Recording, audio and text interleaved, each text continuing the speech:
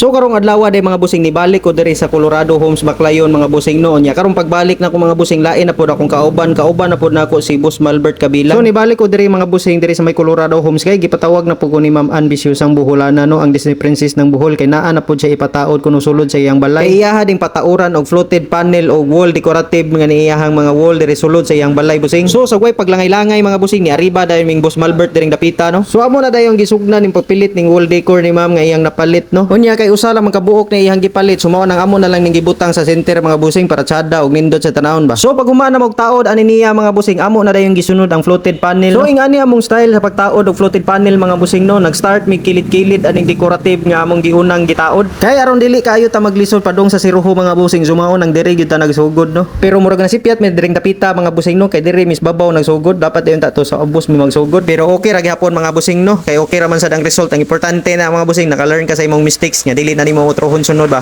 No, at least kay bawo nakagunsay sayop. So pag humana mo taod ning floated panel o kaning decorative wall ni mga busing amo na dayon gisunod ang lightings no. Unya kay di man ta expert ana mga lights mga busing so Boss Malbert ay bahala diha akita diri lapita gitar sa laman.